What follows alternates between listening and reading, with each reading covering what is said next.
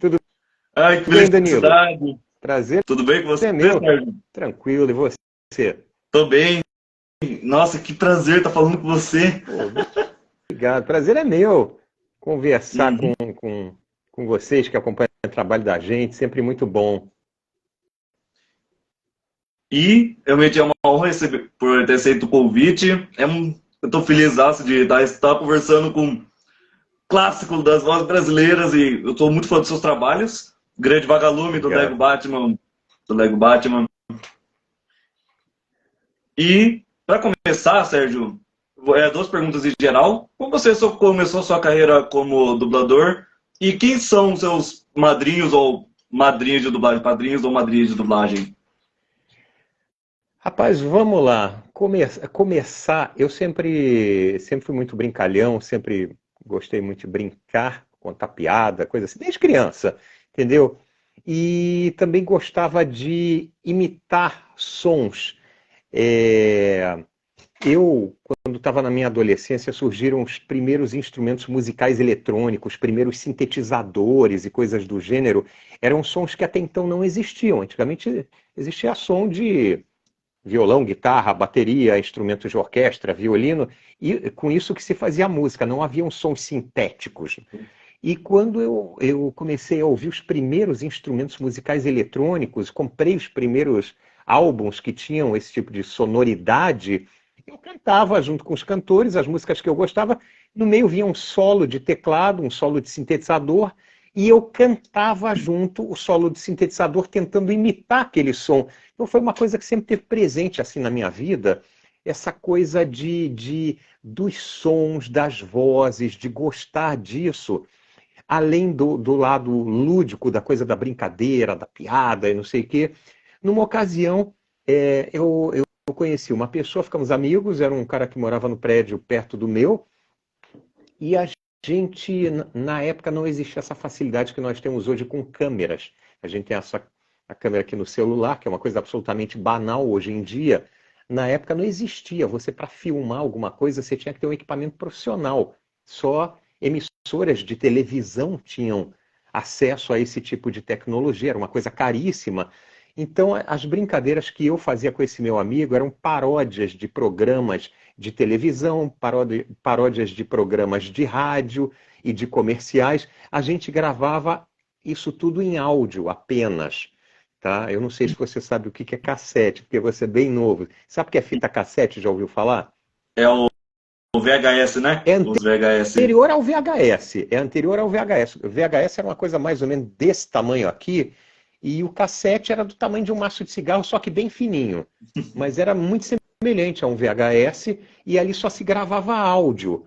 E eu e esse meu amigo brincávamos com isso. E numa ocasião saiu uma matéria no jornal aqui do Rio, falando que na saudosa Herbert Richards havia um curso para formar dubladores. E aquilo me interessou muito. Eu fui até lá me informar, só que a matéria estava desatualizada, o curso já não existia mais, e eu desisti da ideia. Fui fazer faculdade, fiz faculdade de psicologia, não gostei, larguei no meio, aí fiz outro vestibular, fiz faculdade para biologia, aí eu me formei, trabalhei alguns anos como biólogo, mas, enfim, não era o que eu gostava de fazer. Eu já desde criança também faço mágica, então minha praia sempre foi esse lado das artes.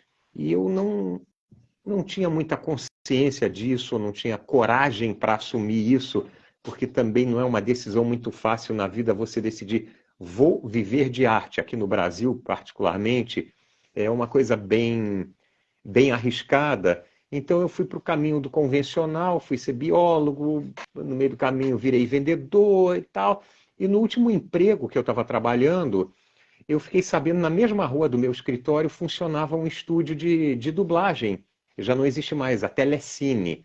Não tem nada a ver com os canais Telecine que tem hoje em dia na programação da NET, então não tem nada a ver com isso.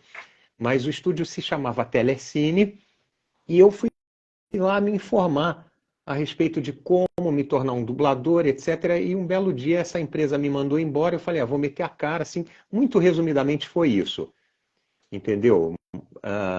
Fiz cursos de dublagem, eu já tinha trabalhado em palco como mágico, já trabalhei em óperas, e eu tinha todo esse material comprovando, assim, tinha meu nome no programa da peça, no programa do show de mágica, e isso tudo eu levei para o Sindicato dos Artistas aqui no Rio de Janeiro, mostrei para eles que eu estava querendo ser ator, só que eu não tinha uma formação em artes cênicas.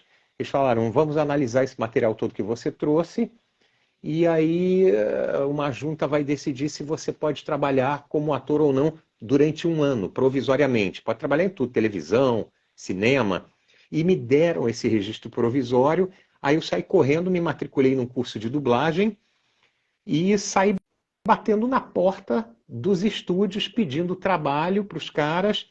Pouco a pouco começaram a me chamar. Depois de um ano, quando esse meu registro provisório estava vencendo, eu tive que retornar no sindicato com o material que comprovava que eu tinha dublado ao longo desse ano todo, ou seja, que eu tinha me empenhado na carreira de ator, entendeu? Eles analisaram a quantidade, volume de trabalho que eu levei para lá, falaram, não, vamos te dar um registro definitivo. Então, resumidamente, foi isso. E aí... E você se recorda da sua primeira escala como dublador?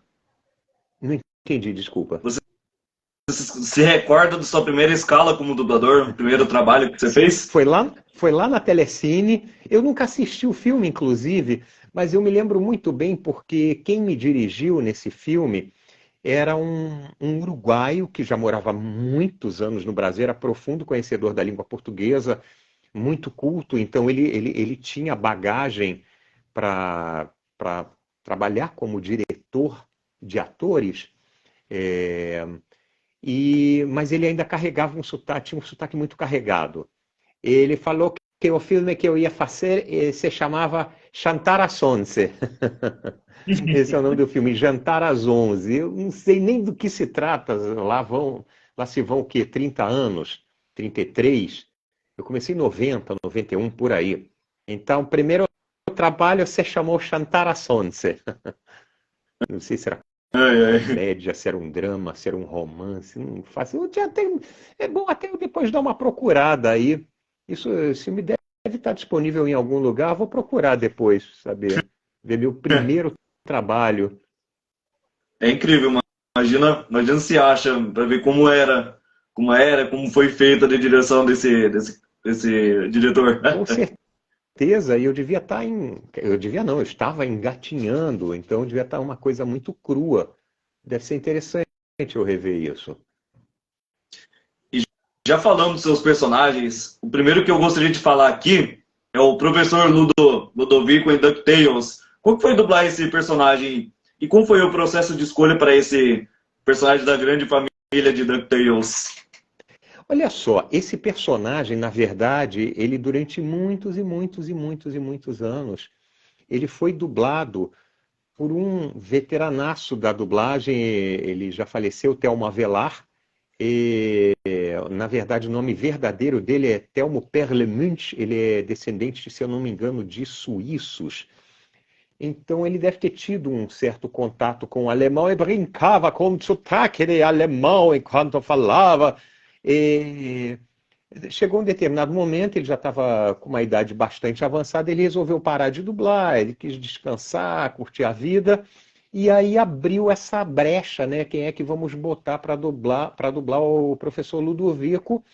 E aí, como em todas essas situações, houve um teste, é feito um teste de vozes, a pessoa que vai dirigir a série, ela escolhe 3 dubladores para fazerem o teste, e desses 3, o diretor decide quem vai pegar o papel a partir daquele momento. E aí eu tive essa felicidade, porque ele é bem divertido, eu acho ele muito divertido. Ele fala aquelas coisas muito redundantes, eu vou pegar esse líquido liquefeito para liquefazer o pó, né? Ele fala tudo muito redundante, eu acho ele engraçado, é bem legal. E eu sou descendente, desculpa, eu sou descendente de alemães, minha família toda veio para cá fugindo da guerra, então eu convivi muito com pessoas que tinham sotaque de alemão carregado, falavam português com sotaque bastante carregado, então a questão do sotaque alemão foi um pouco mais fácil para conseguir fazer, entendeu? Que legal. E ele é um personagem que também tem, acho que eu não me lembro o episódio direito de cabeça, mas ele fala que ele constrói uma máquina do tempo, ele fala, o Pato Donald foi lá para a pré-história e ele começa a maior causa. Ele é engraçado, é um cara, ele é bem divertido. Interessante essa sua pergunta, você começar com o professor Ludovico, porque volta e meia eu participo de lives e coisas do gênero, ou eventos de cultura pop em que eu vou falar sobre o meu trabalho, sobre a dublagem. É muito raro alguém se lembrar do professor Ludovico, e você foi se lembrar justamente dele. Bacana isso. Muito legal. É um personagem que eu gosto muito de fazer. E as pessoas se lembram um pouco dele. Ele não é tão presente como, por exemplo, o Mordecai, que você falou, ou mesmo o Mike, que toda hora está passando na televisão, Monstros S.A., são personagens que estão muito presentes. O Ludovico, ele está esquecido. Ele tinha sumido durante vários anos. E agora no DuckTales ele voltou assim com uma presença bastante razoável, o que é bem legal, né? Ele, tipo, ele tem uma certa participação, acho que um episódio do Mickey, aí depois ele tem umas outras aí, mas ele é tipo um personagem que aparece pouco, mas quando ele aparece, já bota como é que chama? Já bota risada pra todo mundo, já. Você falou bem da Casa do Mickey, né? Aquela série, a Casa do Mickey, ele aparecia também bastante, mas ele realmente, ele sobressai, ele é uma figura muito carismática, né? E falando de outro personagem que você fez em Rio, o Mauro. Mauro, qual foi o processo de personagem? Aquele macaquinho lá, como é que foi dublar ele? Qual personagem? Desculpa. O Mauro, em Rio, não sei a espécie dele. Rapaz, esqueci. Desculpa, a memória aqui também não é muito boa. Olha só quem está aí, Luda Lassá, é uma tradutora de dublagem, grande tradutora. Um beijo, olha, para início de conversa, um beijo para vocês todos que estão ligados aqui. Alguns já me mandaram aqui um feliz dia do amigo, um feliz dia do amigo para vocês também, que vocês que acompanham o trabalho da gente já são automaticamente meus amigos. Você, Danilo, meu mais novo amigo, tá bom? Mas eu não estou lembrando desse macaco. Eu esqueci. Eu acho que eu vou lembrar. É que assim, ele é um vilão que aparece no Rio. Aparece uma cena de ele roubando joias, essas coisas. Aí tem um momento que começa a briga do primeiro filme entre os pássaros e os macaquinhos lá, os miquinhos. Aí ele fala, você vem comigo. Tem uma cena lá que ele tá jogando um videogame, tipo um Nintendo Switch, um videogame portátil, ou eu tô confundindo com outro macaco? Eu não sei. Não sei. Não, acho que não é esse não. Mas você fez esse filme, fez o Rio. Eu realmente não tô lembrando, mas daqui a pouco volta. Caso se lembrar, a gente volta. Beleza. E vamos lembrar de um dos personagens que você fez lá na época Disney, o Larry, a cobra, o Larry a cobra em Selvagem, da famosa fala da Estátua da Liberdade. Mas não era para ser azul? Qual era o desenho mesmo? Eu me lembro da situação que você está falando. De qual? O nome da produção. O Selvagem da Disney, aquele lá que tem um koala, uma girafa, o leão e ele, a cobra. Sim. Não era para ser azul, Estátua da Liberdade, né? Porque é verde. Como foi dublar esse personagem? É bacana. Eu, particularmente, como eu te falei, eu sempre gostei muito desse lado mais do humor, da comédia. Então, são personagens assim que eu acho divertido fazer por essa minha afinidade que eu tenho pela comédia. Cara, tem coisas assim bizarras que os caras inventam em alguns desenhos. O próprio Mike, essa cena quando ele vai botar lente de contato, como é que o cara pensa num negócio daquele? Uma lente de contato do tamanho da cara dele. Aliás, ele está aqui. Oi, gente, tudo bem?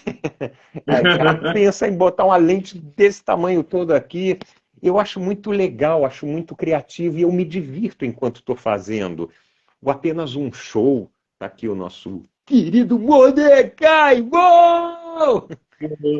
Então, e a gente dublava, antigamente a gente dublava junto no estúdio, eu dublava junto com o Charles, que faz o Rigby.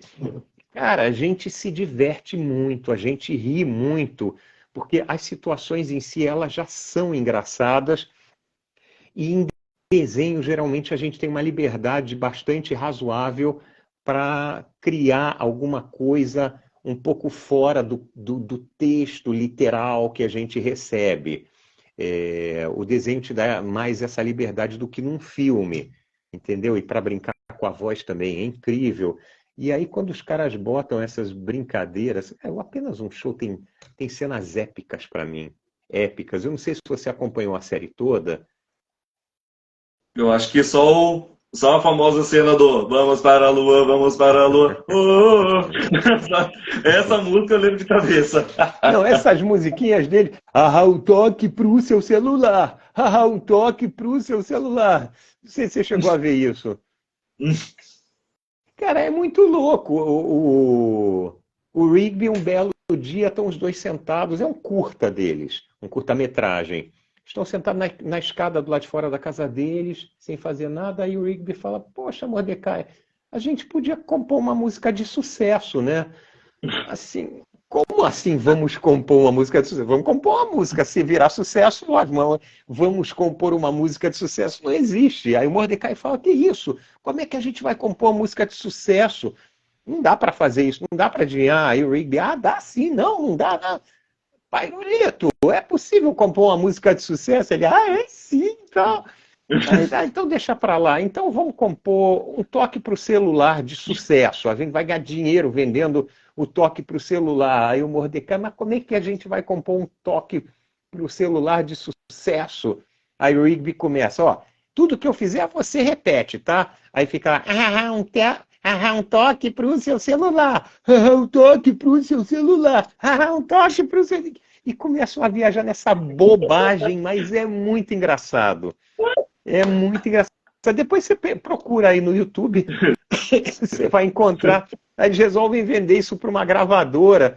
Aparece eles entrando no prédio da gravadora. Aí você só ouve o diálogo deles dentro do prédio, falando lá com o diretor da gravadora. Olha, nós trouxemos aqui um toque para o celular que a gente quer vender para vocês. Aí eles começam: um toque para o seu celular. E são atirados pela janela. Cara, é muito bom. Então, esse tipo de coisa eu curto muito fazer. Comédia, assim, eu aqui mesmo, em carne e osso, quando tenho oportunidade, eu gosto de fazer stand-up, volta e meia eu faço, enfim, eu gosto muito disso. E teve acho que não sei se você vai se recordar, que tava o Mordecai no Cartoon, aquele, como é que chama? O canal do YouTube deles, o Mordecai e o Rigby já jogaram, o Toontuber. Eu lembro de um episódio que acho que gravaram lá com o Tasercraft, esses dois dublando o Rigby e o Mordecai, e o Tasercraft estava lá, se não me engano, o Taser, o Peck e o Mike. Eu me lembro, e falando de Toontubers, eu estava até usando hoje, não sei se vai dar para pegar aí, um casaco aí que eu ganhei do Cartoon, numa ocasião em que a gente fez uma live do Toontubers. Vieram os dubladores do México que fazem o Mordecai e o Rigby lá no México, aqui. Bonitinho o casaco. Uhum. Toontubers. E, cara, isso foi um negócio genial. Essa ideia do Toontubers, depois que a série foi cancelada, a equipe do Cartoon Network aqui do Brasil teve essa ideia de fazer o Toontubers. Eles que criaram, isso foi criado aqui no Brasil. E bombou de uma tal maneira que foi para México e do México para a América Latina inteira. Então é um negócio muito forte que foi criado assim porque os caras ficaram meio que órfãos do apenas um show. Ficaram sentindo assim: poxa, não podia ter acabado essa série, mas isso é coisa que vem de fora, vem lá dos Estados Unidos. E aí eles tiveram a ideia por aqui. Obviamente isso teve que passar por uma aprovação da matriz lá nos Estados Unidos, eu acredito que tenha sido dessa maneira, e aí eles começaram a fazer aqueles episódios. É um negócio genial, é genial aquilo ali. E falando de uma animação da Disney que você fez, uma clássica que, tipo, considera esquecida, pouca gente se lembra também. Família do Futuro, o Laszlo, fez o Laszlo na Família do Futuro. Nossa, eu me lembro do desenho, eu não me lembro nem o que que esse Olavo era, mas eu me lembro claramente desse desenho. Nossa, você tem uma memória boa, Daniel. Rapaz, olha, você se lembra de coisas assim que até hoje ninguém me perguntou em lives, para você ter uma ideia. Tá? Tem um HD aqui muito bom, sei lá, não sei quantos petabytes você tem aí, mas está funcionando bem. Eu não consigo lembrar disso tudo mesmo, mas nem sonhando. Tem outro também que eu me lembro vagamente, não sei nem se era da Disney, acho que não era não, Bi, da abelha, que eu fazia o pai lá de uma abelha. Não sei se você se Ah, lembra o disso. Como é que é o nome daquele filme? B-Movie. Eu lembro, aquele filme da que ele vai lá e salva o. Tem que salvar a comédia, daí eles planam o avião assim. É esse aí? É. Como é que Ah, é o conheço nome? muito bem. Como é que é o É nome do desenho? o B-Movie. B-Movie. B-Movie, B-Movie. isso mesmo. Tem razão. Então, assim, são os desenhos, assim como você falou, a própria Família do Futuro. São desenhos, assim, um pouco esquecidos. Agora vamos para um personagem que meu pai gosta aqui. Acho que ele tá aí, o Gutierrez. Todo mundo surtou nesse personagem. De tão bom que esse é. C3PO. Que Ai, que história que você tem maravilha. com ele, né? Como foi dublar e Rapaz. como foi o processo desse personagem? Já que um personagem que tem história, tem um sentimento muito grande de fãs e tem a famosa fala que eu gosto do C3. Oh, céus! O Luke! Pois é. O C3PO foi, assim, um dos presentes que caíram no meu colo na época em que o Marco Antônio Costa, ele era feito, antes de mim, ele era feito pelo Marco Antônio Costa. O Marco Antônio Costa, ele é a voz do Brad Pitt aí, de outros tantos grandes atores de Hollywood. Só que o Marco Antônio Costa, além de ator, ele também é médico. E, sei lá, coisa de uns 5 anos atrás, ele resolveu voltar um pouco mais a vida dele para a medicina, voltou a clinicar com mais intensidade, e por conta disso ele até se mudou daqui do Rio para do Jordão. Aliás, você está em que cidade? Que eu nem te perguntei isso, desculpa. Sou de Sorocaba. Sorocaba. Maravilha. Uhum. Preciso conhecer a tua cidade, não conheço ainda. Tenho Venha, muita venha logo. vontade. Venha logo.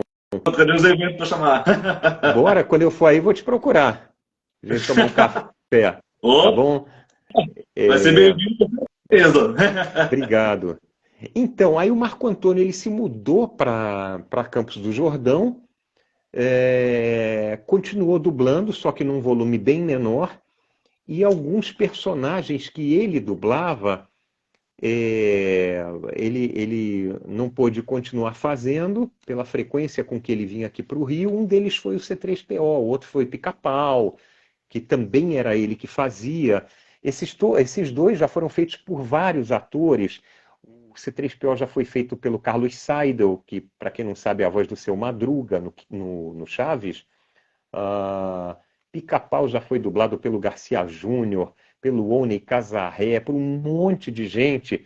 E o mais recente era o Marco Antônio Costa. Aí, quando o Marco Antônio Costa saiu daqui, fizeram um teste de voz para o Pica-Pau, aí eu passei a fazer o Pica-Pau. Aí fizeram teste de voz para o C3PO, eu passei a fazer o C3PO.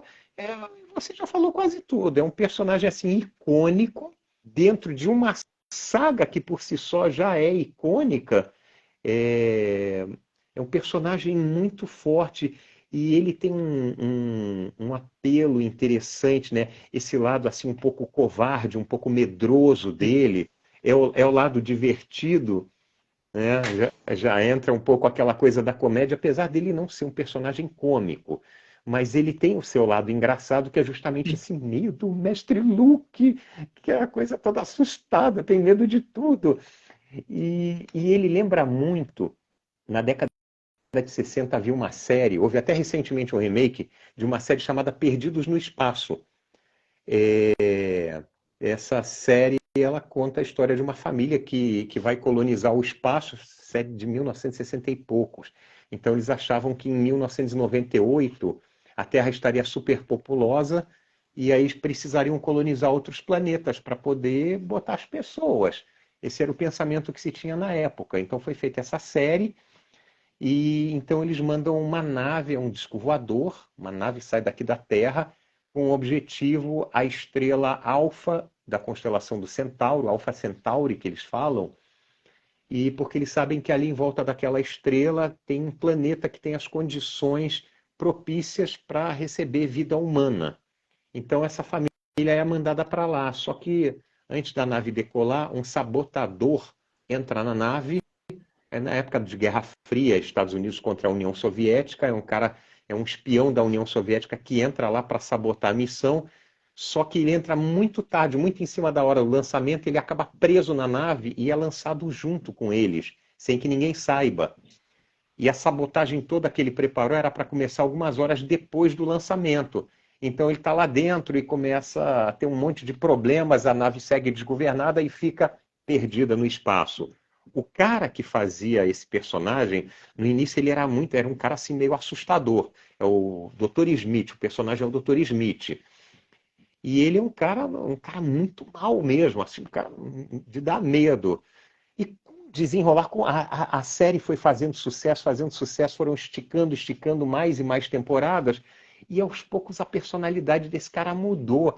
Ele começou a se tornar um cara muito medroso, muito cheio de frescura, assim, meus pés estão me matando.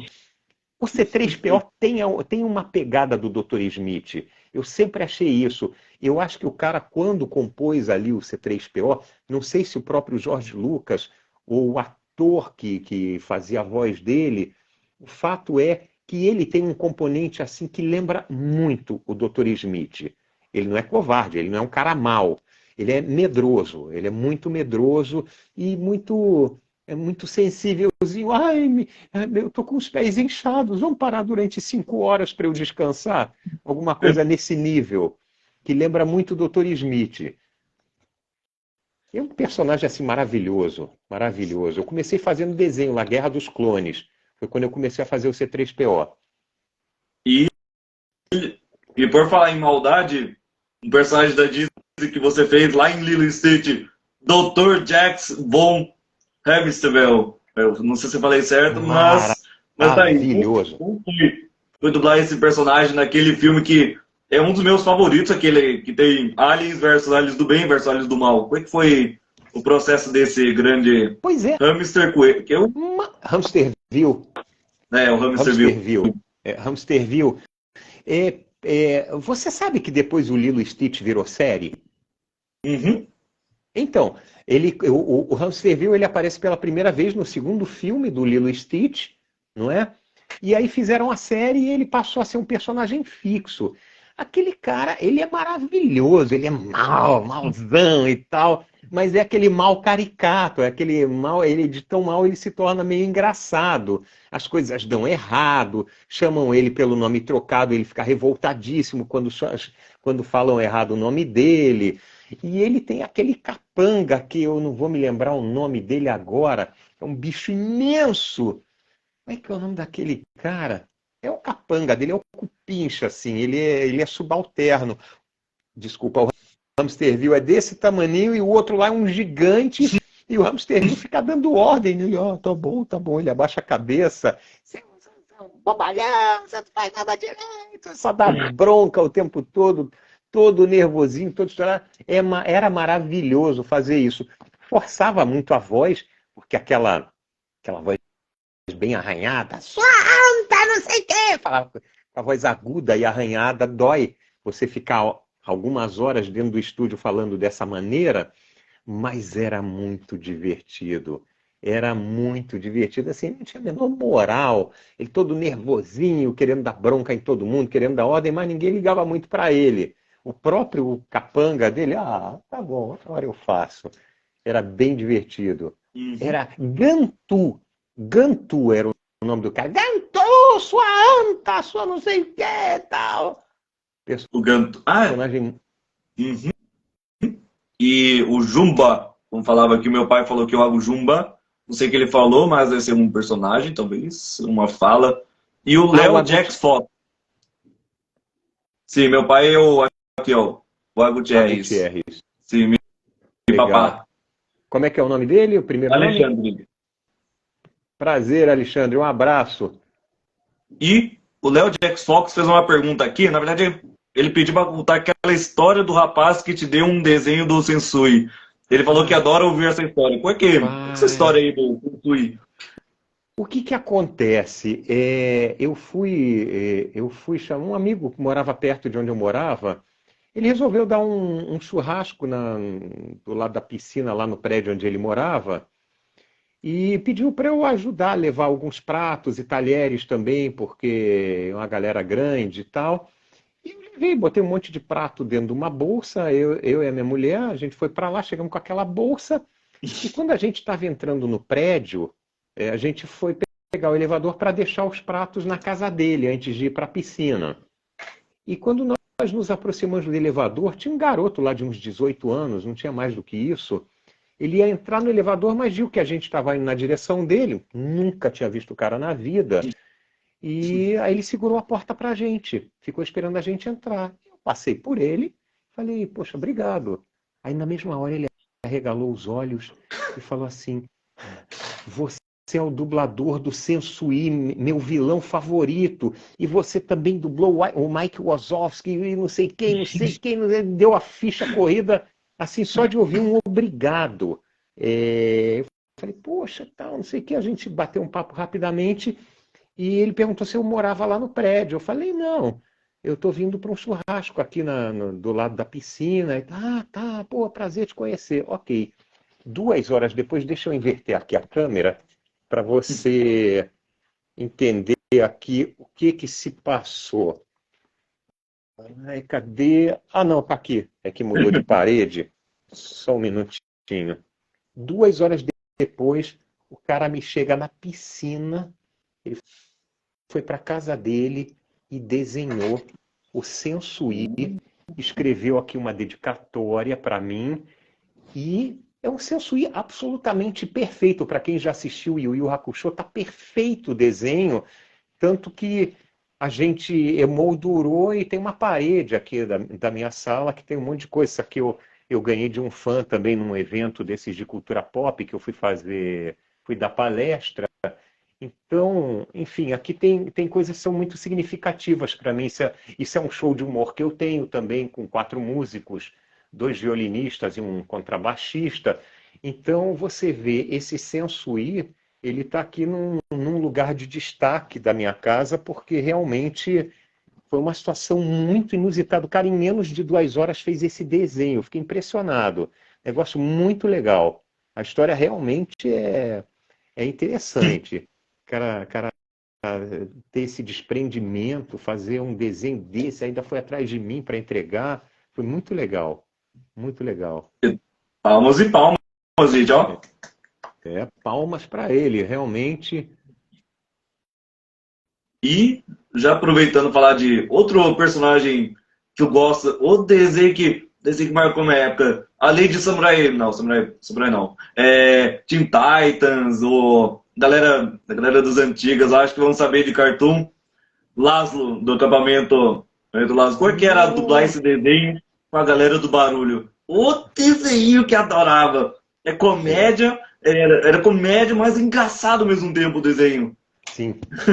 Deixa eu ver, eu tenho até um Laszlo aqui. Deixa eu inverter de novo a câmera, que aqui tem uns brinquedos que ao longo dos anos eu fui ganhando e ou comprar. Ah, o Laszlo aqui. Olha ele aqui dentro dessa Laszlo. bolinha, né? Vou ver se eu consigo pegar ele sem derrubar tudo. Cadê? Aí ele. É uma dessas bolinhas que quicam, né?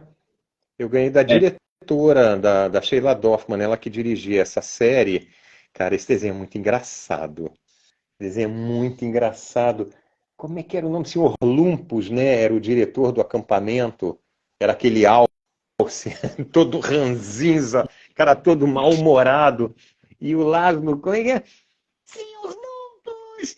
Era uma vozinha mais ou menos assim que ele tinha. Acho que era uma coisa por aí. Cara, muito engraçado. E era barulhento aquele desenho. Me lembro quando eu assisti em casa, era muito barulhento. Muito barulhento, mas divertido. Muito bom. Ai, Essas boa coisas lembrança. cara, essas coisas são muito boas, são muito divertidas. É o que eu falo para muita gente. é um tipo de trabalho que, na maior parte das vezes, você está ali brincando, você está se divertindo. Aliás, eu acho que o termo que é usado em inglês para atuar, né, que é o ofício do ator, é, é atuar, ele atua. Em português, a gente atua. No inglês, se você traduzir literalmente, o ator brinca, ele play, o verbo que eles usam é play. E no fim das contas é isso, é uma grande brincadeira, porque você está fingindo ser alguma coisa que você não é. A gente, quando criança, a gente brinca, sei lá, de super-herói, a gente brinca de policial e tal, a gente está brincando, a gente está fingindo que é uma coisa que a gente não é. Só que quando criança, a gente faz isso com muita verdade, a gente acredita de fato, não, eu sou o Capitão América. A gente acredita nisso e faz com verdade. E depois que cresce, né, no caso, a gente que escolhe essa profissão, a gente passa a fazer a mesma coisa, só que aí a gente precisa de alguma técnica, porque naturalmente isso não costuma acontecer. A gente não costuma, um adulto não tem a mesma facilidade de vivenciar um personagem como uma criança tem. A criança faz isso com o pé nas costas. Aí a gente já esquece. Com o passar dos anos, a gente vai esquecendo esse lado lúdico e a gente tem que buscar recursos para também transmitir isso com verdade. Mas nada mais é do que uma brincadeira. Você está brincando de ser Capitão América. Você está brincando de ser Batman, sei lá. Está brincando, você está fingindo, né? E tem que fazer com verdade para ficar legal, para convencer as pessoas do outro lado que estão assistindo. Então, eu acho que assim, o termo no inglês ele traduz muito bem o que é esse nosso trabalho. É um trabalho muito lúdico. Tem suas coisas chatas? Tem. Qual é a profissão que não tem seus momentos assim mais chatos? Tem personagem que você não curte muito fazer, mas faz parte. A maior parte do tempo a gente se diverte muito. Quando eu vi a voz do Laszlo, eu lembrei de um outro personagem no mesmo esquema dele. Você vai recordar muito bem, o Larry, o Pepino dos Vegetais. Como não se recordar de um clássico. Tem um Larry aqui também. Ih, deixa eu botar aqui, tá no outro andar aqui do móvel. Deixa eu botar aqui. Tá lá no fundo. Olha lá o Larry, guys. É uma voz muito parecida. Aqui, para quem não conhece, é isso aqui. Ele é um pepino. Na verdade, ele é um pepino. O desenho se chama Os Vegetais. E eu fazia dupla com o Manolo Rey, que fazia o Bob, o tomate. Bob. Era um pepino e um tomate, era uma dupla assim que apresentava o desenho.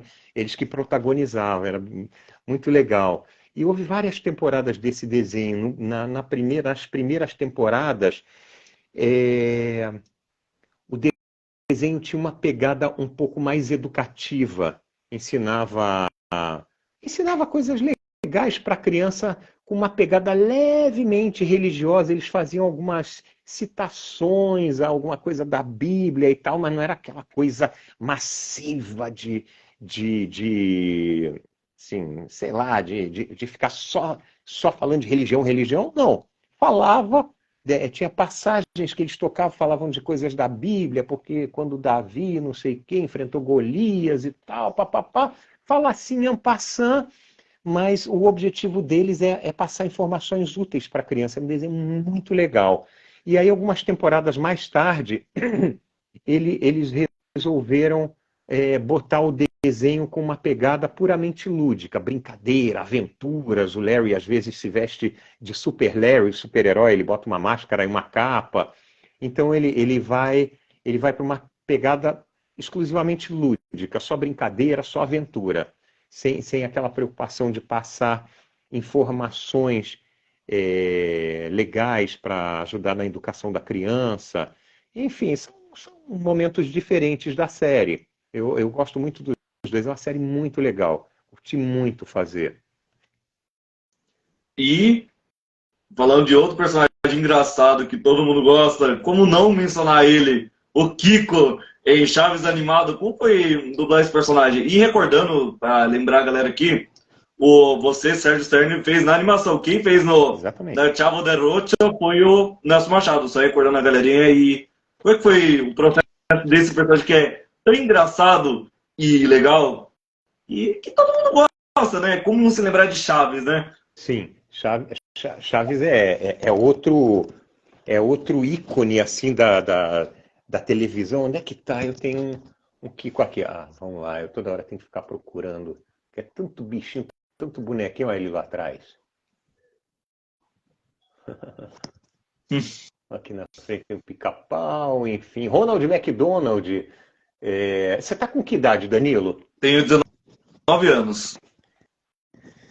Você ainda pegou Ronald McDonald? Ouviu falar em Ronald McDonald? Nossa, Palhaço lá que. É? eu lembro de uma história minha lá na infância, com criança, que ele veio lá na minha escola, o Ronald. Sério, depois de muito tempo, 2004, acho que foi 2004 para frente, ele veio, acho que mais ou menos 2010 ele desapareceu. Nunca mais eu vi ele na face da Terra. Mas eu espero que um dia ele volte. Eu espero que um dia ele volte como personagem. Pois é. O que acontece é o seguinte, eu não vou esquecer de falar do Kiko, não. É porque a gente passou ali pelo bonequinho. Eu não sei se você sabe, eu também fui Ronald McDonald durante 5 anos. E eu fazia shows em escolas. Assim como você falou, fazia shows em escolas, visitava crianças em hospitais, participava de campanhas de vacinação contra a poliomielite, inaugurava lojas. E também foi um trabalho muito legal, um trabalho 100% educativo. No caso das visitas à escola, um show que era feito aqui no Rio de Janeiro, ele era um show educativo. A gente ensinava para as crianças noções de preservação ambiental, de higiene pessoal, da importância de escovar os dentes e de tomar banho e etc. Economizar água, reutilizar as coisas, reciclar materiais, tudo isso era mostrado através de mágicas e de brincadeiras. Então era um trabalho sensacional. A informação que eu tive, Danilo, é que ele desapareceu. Eu não sei se isso confere, tá? Portanto, se eu estiver falando alguma coisa errada, eu peço que me desculpem, mas eu acho que o principal motivo que levou o Ronald a sumir, eu não sei se isso é para sempre ou se é temporário, mas depois daquele filme It, A Coisa, que tinha aquele Ah, palhaço, sim. o que aconteceu? As pessoas, muita gente começou a fazer pegadinhas e publicar no YouTube com palhaços, pegadinhas de terror. Palhaço batendo com a marreta num boneco, fingindo que aquilo era uma pessoa, pegadinhas assim de susto. E começou a se propagar, foi uma febre de vídeos no YouTube de palhaços assassinos. E isso, de alguma forma, resvalou no Ronald McDonald, que é um palhaço, evidentemente, um palhaço muito conhecido, e até onde eu sei, esse foi um dos motivos que levaram eles a tirar o Ronald do mercado. Não existe em lugar nenhum do mundo mais o Ronald, no momento. Tá? Eu não sei se existe a ideia dele voltar, mas por enquanto ele está suspenso no mundo inteiro. Entendeu? Mas voltando ao Kiko.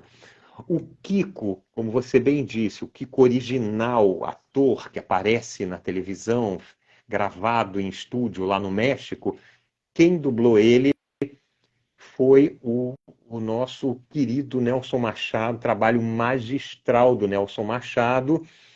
E numa determinada ocasião, eu trabalhava na Herbert Richards, eu era contratado com carteira assinada.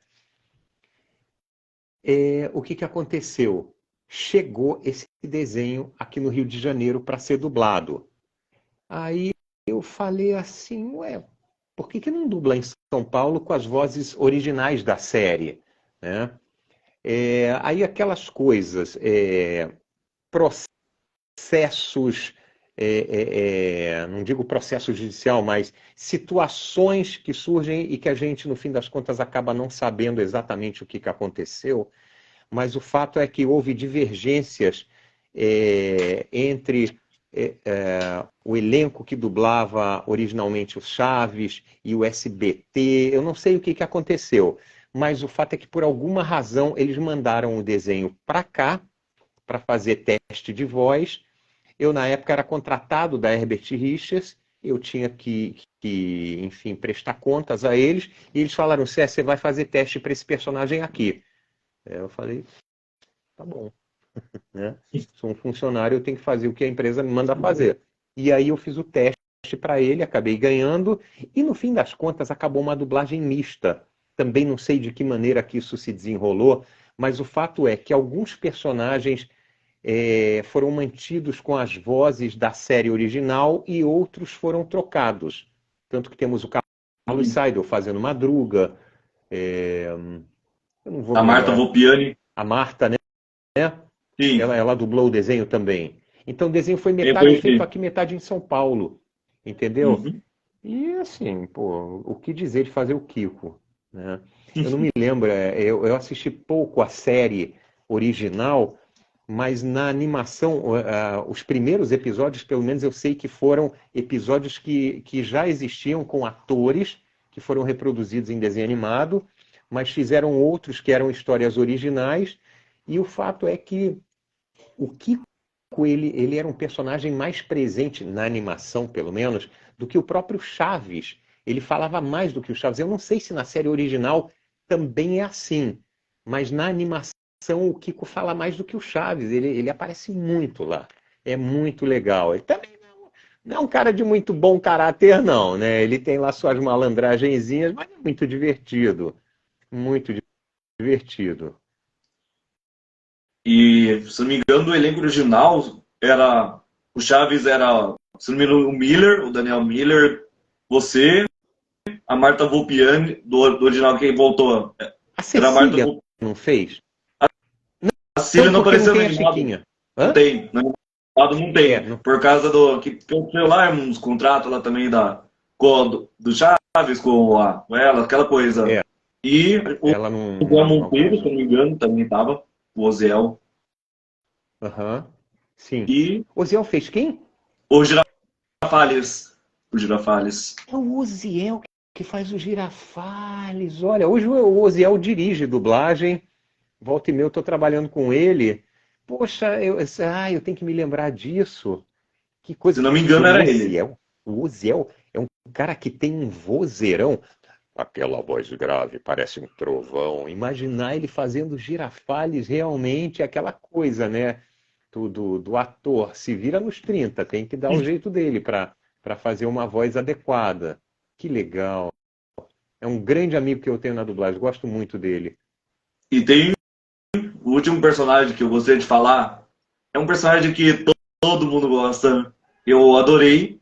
Tipo, tenho memória de eu assistindo toda vez, eu tô assistindo semana. Mike Wazowski. Eu lembro do elenco. Já tive a oportunidade de conhecer o Mauro Ramos. O Mauro Ramos no Querido, Anime Friends. Grande, é um, grande ator. E é um deixa em memória, querido. uma memória aqui, a dublagem também. A Edinaldo Lucena, Sim, o vilão Waternoose. do filme. E qual é que foi dublar esse personagem na animação e como foi a pré-estreia, Nino? Não sei se teve aquela reunião de elenco para assistir o filme. E qual é que foi? Cara, isso foi um presente. É aquela coisa, ô Danilo. Você, quando pega um trabalho desses para fazer, qualquer que seja um longa-metragem, uma série, a gente nunca sabe de antemão de que forma que esse trabalho vai ser recebido pelo público. Já aconteceu muitas vezes, já fiz muitas séries com personagens extremamente divertidos e carismáticos, e eu ficava assim, todo feliz, falando, nossa, essa série vai bombar, isso é muito bom, é muito bem escrito, são personagens muito interessantes, e não faz sucesso.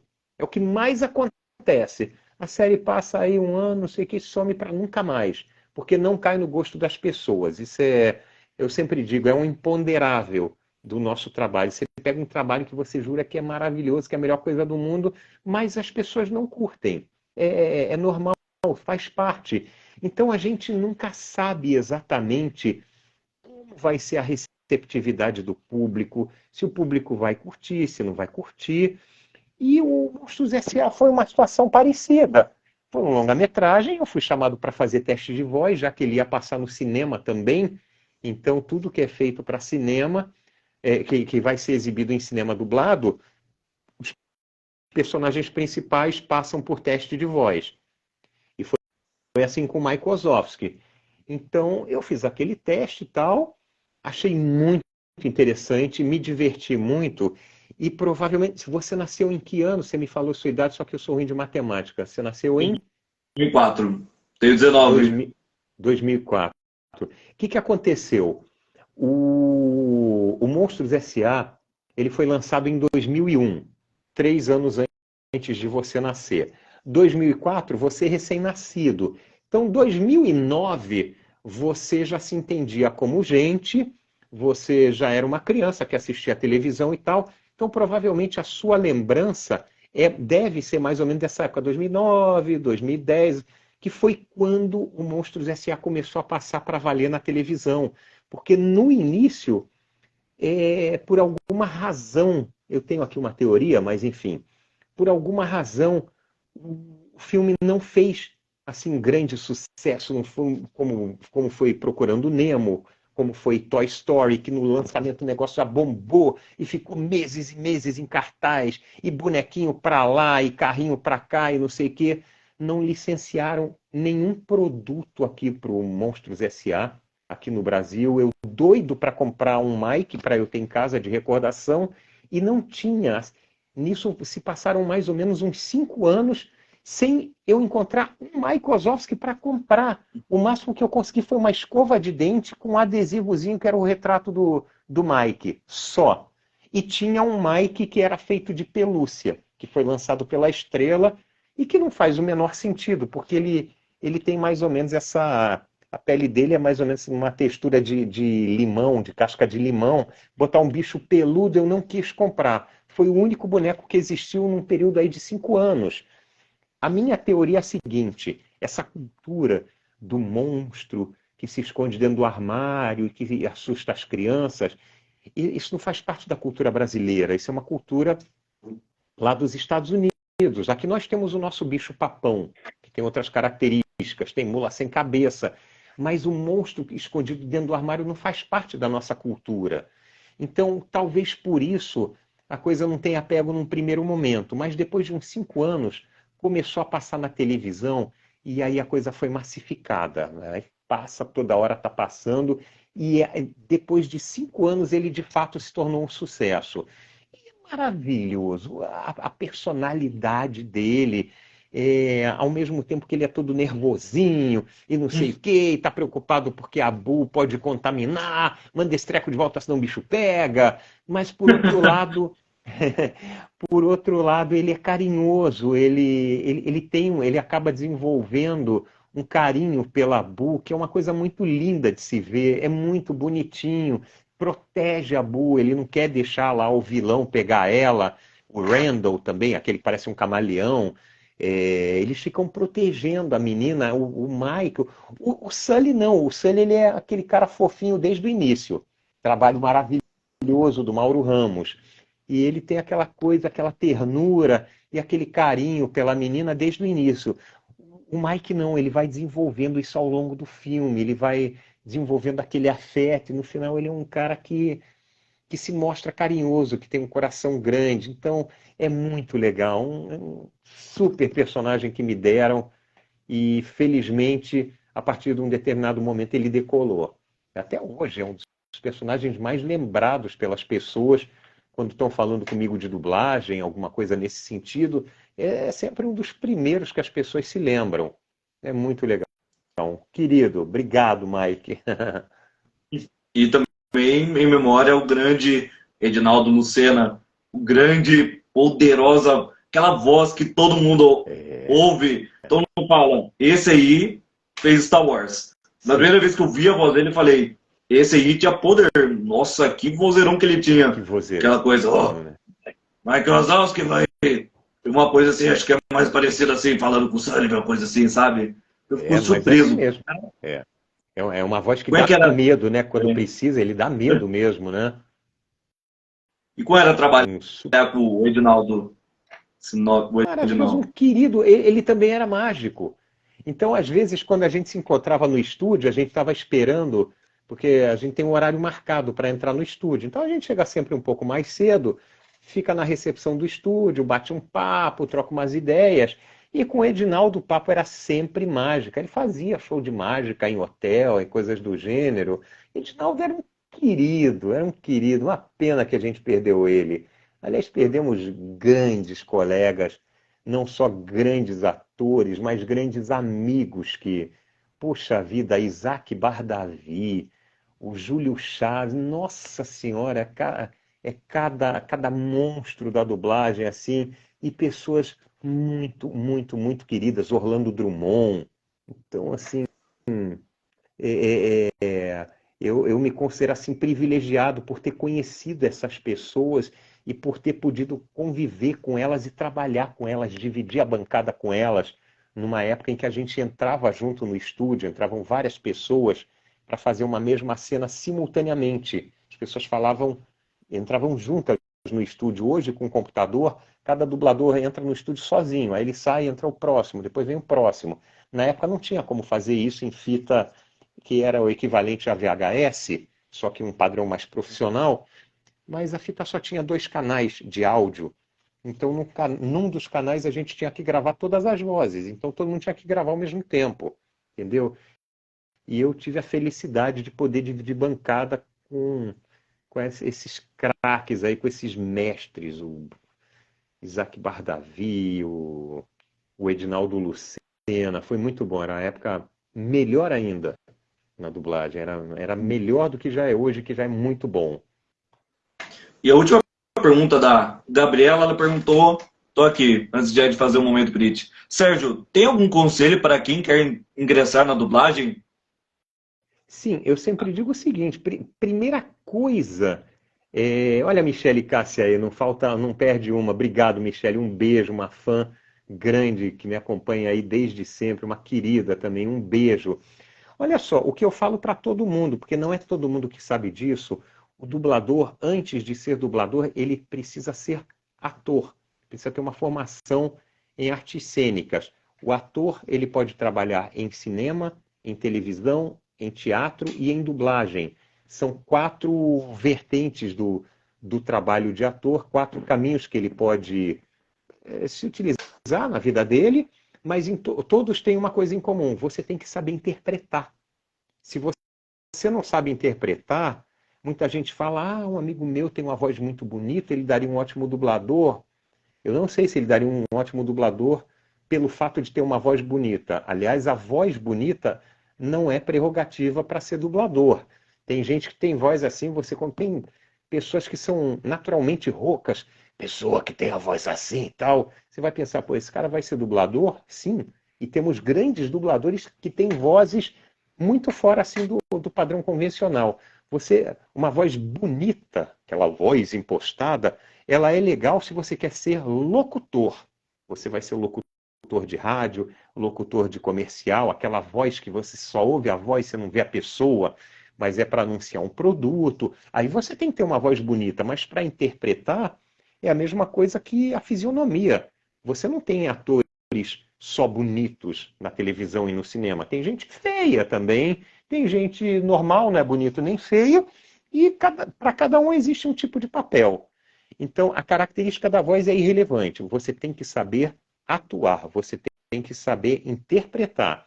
E para isso você tem que ter uma formação em artes cênicas. O que você pode fazer é descobrir se na sua cidade existem cursos de dublagem, porque o curso de dublagem, ele é um curso livre, qualquer pessoa pode fazer e pode entrar e sair no momento que quiser. Então tem gente que entra para fazer um curso de dublagem para, em primeiro lugar, sentir se gosta daquilo mesmo, porque às vezes a gente tem uma impressão a respeito de um determinado tipo de trabalho, quando a gente entra e começa a trabalhar com aquilo, a gente pensa assim, poxa, não era o que eu imaginava, não é tão bom quanto eu imaginava. Então, o curso de dublagem, ele te dá essa oportunidade de você testar, é como se você fosse fazer um test drive num carro. Pô, carro lindo, maravilhoso, ele tem as características que eu estou procurando, vou comprar. Não, faça primeiro um test drive para ver se você gosta de dirigir aquele carro. E na dublagem você tem essa possibilidade, você pode fazer o test drive mesmo sem nunca ter pisado num palco. Se você gostar, aí você vai buscar a sua regulamentação como artista, vai ter que fazer um curso profissionalizante para que depois você se especialize como ator. Então é um caminho que eu acho assim que é bastante válido, bastante interessante para você testar, para ver se de fato você vai gostar daquela rotina de tentar, aí errou, aí repete, aí errou de novo.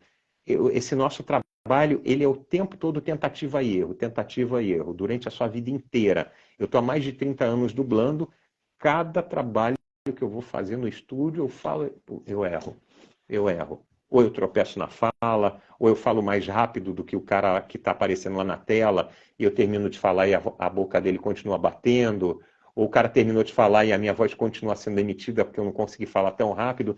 Então, é tentativa e erro o tempo todo. Não é todo mundo que tem essa paciência, né? Então, eu acho uma ideia interessante, se você tiver acesso a um curso de dublagem, fazer algumas aulas para ver se você gosta, para não correr o risco de você investir tempo e dinheiro numa profissão que na hora que você vai exercer, poxa, não estou gostando, perdi meu tempo à toa, perdi meu dinheiro à toa, entendeu? Eu acho que isso é uma coisa legal. E momento print, a galera que fazer um print aqui. E tem minha versão também, sabe? Eu posso ter essa face minha, mas eu tenho minha versão em miniatura pequenininha aqui.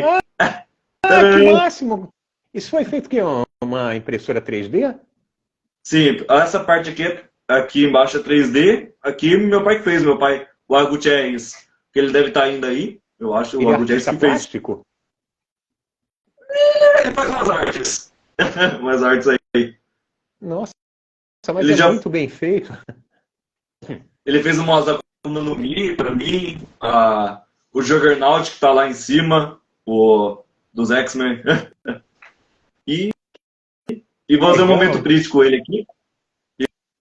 Se a galera quiser marcar o Sérgio Stern, quiser tirar dúvidas com ele, caso se realmente quer se ingressar na dublagem, ele dá uns conselhos. E fazer um momento crítico agora. Vamos lá. Ai.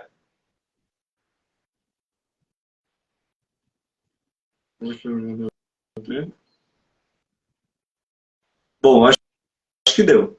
Deu, Oi? galera? Oi? Sérgio, que live boa! Nossa, Porra, foi passa bom. muito rápido, minha Passa, gente. passa muito rápido. Passa muito rápido. Uma hora Uhum. é pouquinho. Uma Muito assunto hora. para a gente conversar. Um assunto puxa o outro, e puxa o outro, e puxa o outro. Não tem fim. Uhum. Muito Mas foi obrigado, legal. Sérgio. Que Adorei, honra viu? receber daqui. Obrigado. Se quiser dar um feedback aqui. Obrigadão. Prazer, viu? Obrigado pelo convite. Obrigado a vocês todos que ficaram até agora assistindo a gente. E um último comentário, né? Exijam dublagem de qualidade. O que significa isso? Todos vocês assinam serviços de streaming. Eu não preciso dizer o nome deles, tem inúmeros. E quem não tem streaming tem também televisão por assinatura, tem vários canais por assinatura. E a gente sabe que, infelizmente, existem dublagens porcamente mal feitas. Tá? Graças a Deus elas são minoria, mas elas existem. Então, a partir do momento que vocês pagam para ter um serviço de streaming, se você paga, sei lá, assinatura de uma revista, por exemplo, você recebe uma revista todo mês na sua casa, você paga por aquilo, e a revista vem mal impressa, vem com folhas rasgadas, o que você vai fazer? Você vai reclamar com a editora. Olha só, eu estou pagando, eu quero que a revista chegue inteira, com uma impressão boa, sem folhas em branco. Você cobra. Vocês estão pagando para assistir programas dublados, então vocês têm o direito de receber um programa, um filme, uma série, um reality bem dublados. E vocês têm sensibilidade para perceber quando um negócio desse está mal feito, quando parece que é um robô que está falando, que não interpreta, ele só lê tudo aquilo mecanicamente, uma coisa horrorosa, e não estou falando nem de inteligência artificial. Isso é outra coisa que nos preocupa bastante, essa ideia de substituir gente por máquina, mas é um assunto mais para frente. Mas hoje Se você assina um serviço de streaming, se tem uma série que você curte e você percebe que a dublagem é tosca, é feita sem cuidado, entre em contato com essa empresa de streaming e baixa o sarrafo neles, fala assim, olha, eu tô recebendo produto de péssima qualidade que vocês estão mandando para mim, estou pagando por isso, eu vou cancelar minha assinatura. Funciona, funciona. É muito recorrente esse tipo de coisa, de você ver uma série no ar, que a gente vê assim, a gente fica chocado quando assiste, e de repente ela chega aqui para nós redublarmos, ou vai para São Paulo para ser redublado. Lá tem grandes estúdios e grandes dubladores, e o trabalho é redublado lá com qualidade. Funciona. Se vocês reclamarem, funciona. Se não reclamarem, vai piorar cada vez mais. Então, exijam junto ao seu distribuidor de streaming, junto às empresas aí de streaming que vocês assinam, exijam deles dublagens de qualidade. Vocês estão pagando por isso, vocês têm que receber um produto bom. É isso, recado dado. E muito obrigado, Sérgio. Desejo você uma boa semana de julho. Obrigado. E amanhã, aproveitando, vou receber uma outra colega de dublagem que trabalhou, ainda continua também, Jussiara de Jacobo, a Juraciara. Olha, jura? Jura? Manda um beijo para ela. Nossa, essa vai ter muita história para contar. Grande dubladora, grandíssima atriz, nossa. E diz que eu mandei um beijo para ela, porque eu não sei se eu vou estar em casa nesse horário. Mas desejo uma boa semana e agradeço por ter aceito novamente. E realmente preciso de boa dublagem. E digam #NoiVoice. Isso aí. Brigadão, Danilo. Um beijo para vocês todos e um bom final de semana. Tá bom? Obrigado mais uma vez, Danilo. Obrigado pelo convite. De nada. Um abraço. Hein? Forte abraço, pessoal. Valeu. E tenha uma boa noite.